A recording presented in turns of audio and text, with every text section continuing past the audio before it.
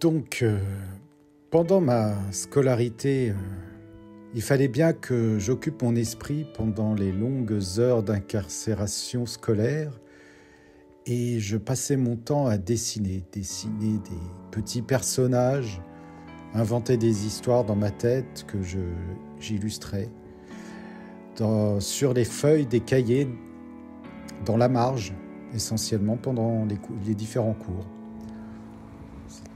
J'ai fait une association avec l'un des meilleurs élèves pour faire une bande dessinée.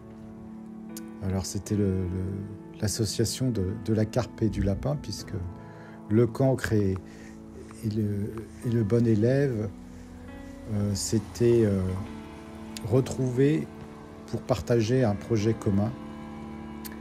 Malheureusement, ça c'était pendant les cours d'anglais. Donc inutile de dire que bien sûr j'étais une tanche en anglais, ça c'est sûr. Je le suis toujours d'ailleurs. Et en fait, moi je dessinais les personnages et lui écrivait le texte voilà, dans les bulles.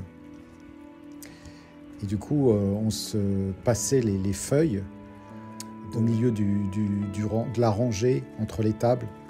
Sauf qu'à un moment donné, oui, on s'est fait attraper par la prof d'anglais qui, à un moment donné, s'est retournée au moment où je tendais la feuille où j'avais fait les illustrations pour qu'il écrive la suite.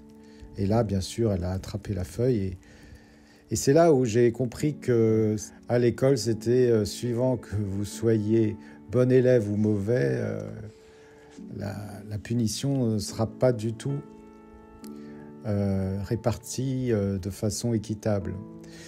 Il se trouve que lui a absolument rien eu à part une remontrance verbale, et moi je me suis pris 1 heure de colle, bien sûr. Et alors cette histoire, cette bande dessinée, c'était assez drôle. On avait imaginé, en fait, un groupe de copains. Ils étaient 2 et ils ont créé à partir d'un placard à balai. Oui, je sais, ça paraît complètement dingue. Ils ont créé une fusée pour aller dans l'espace. Donc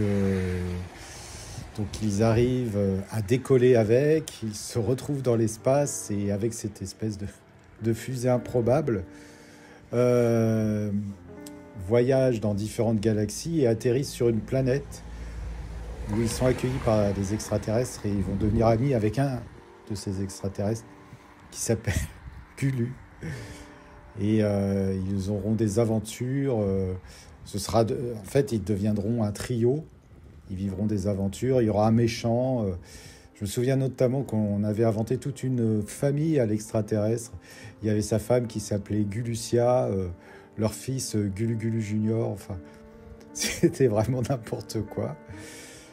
Et je ne sais pas ce qu'est devenu cette bande dessinée. Je me souviens que pendant un certain temps, j'ai gardé une des planches. Et du coup, j'avais vraiment une passion pour le dessin. J'ai même pris d'ailleurs des cours de dessin pour me perfectionner. À la fin de la 3e, comme c'est la période de l'orientation, et vu mes magnifiques moyennes, mon père étant catastrophé, se demandant ce que j'allais faire, la seule aptitude que j'avais, c'était sur ce domaine-là. Et il s'est arrangé pour démarcher, pour trouver une école de dessin. Il avait été voir mon prof de dessin et pour passer un concours pour pouvoir rentrer dans une école. J'ai réussi donc une école qui se trouvait à Paris, école Sornas près du Louvre. Voilà. Et j'ai fait les 4 années après la 3e dans cette école-là. C'était une école de dessin technique et artistique assez folklorique. Ça faisait tout étrange quand j'ai su qu'il y avait des cours de nu. Et je pensais qu'on allait dessiner des plâtres de nus académiques. Je ne pensais pas que c'était des modèles vivants. Et quand on sort de la 3e et qu'on voit premier jour à la rentrée en septembre, premier jour de classe, un homme qui se déshabille au milieu de la classe et qui monte sur une table et on est obligé de le dessiner, c'est un choc psychologique assez perturbant. Et puis finalement, au bout de 4 ans, à raison de 2 heures de cours de nuit par semaine, on finit par dessiner comme si c'était un pot de fleurs ou je ne sais pas. D'ailleurs, il n'y avait pas que des hommes, il y avait de tout, et surtout de tout. Quand je dis de tout, c'est des hommes, des femmes, mais pas les plus... comment dire... On n'était pas dans les standards des canons du dessin classique. Non, ça c'était réservé pour les beaux-arts. Hein, Non, nous on avait droit à des modèles, on va dire les autres, c'est-à-dire à toute une gamme de Pokémon en tout genre. Bon, en même temps, ça apprend à dessiner même des formes patatoïdes, et puis le jour où on a un superbe modèle, on l'apprécie d'autant plus, à le dessiner. Et je me souviens notamment d'une en particulier, une femme elle était jeune, 10-20 ans, qu'est-ce que je dis, 19. Oh là, où tu vas, monsieur? 19-20 ans. Et malheureusement, on avait un élève qui était un peu un gros lourd, qui avait sorti une réflexion très déplacée en disant aujourd'hui c'est entrée gratuite. Elle l'avait entendu la réflexion et du coup, elle n'est jamais revenue. Je lui en ai voulu à ce type-là d'avoir sorti un truc pareil pour une fois qu'on avait quelqu'un de bien à dessiner.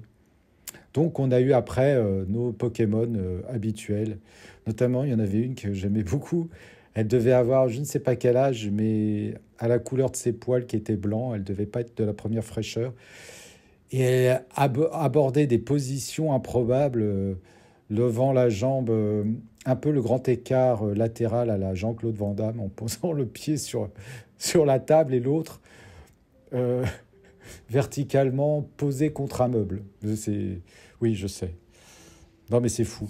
Mais en tout cas, cette période-là m'a fait aimer Paris, mais le Paris d'autrefois, c'est-à-dire Paris où il faisait bon s'y balader. On s'y sentait en sécurité, même la nuit en en déambulant dans les rues de Paris. Alors que moi je venais de la banlieue et c'était déjà plus chaud en banlieue, même dans les années 90. Voilà quoi, c'était pas très, très sécure. Mais Paris, il n'y avait vraiment pas de problème. Notamment, j'ai un souvenir avec un camarade de classe de cette fameuse école où en fin d'année, on était resté sur place à Paris. On avait fait un restaurant et puis les trains de banlieue, il n'y en avait plus. Donc on avait décidé de marcher dans la capitale avec nos cartons à dessin et on avait croisé tout un univers en fait, ce qu'était du moins Paris la nuit à l'époque, dans les années 90, avec des personnages hauts en couleur. Voilà, on allait dans les cafés qui ne fermaient jamais, des bistrots, il y avait des bars, des cafés, tout ça.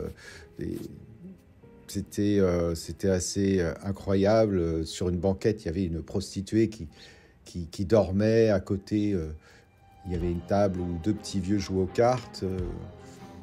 Une autre table où une étudiante écrivait je ne sais pas quoi. C'est une sorte de carnet intime en dégustant un chocolat chaud et un travesti regardant à travers la baie vitrée.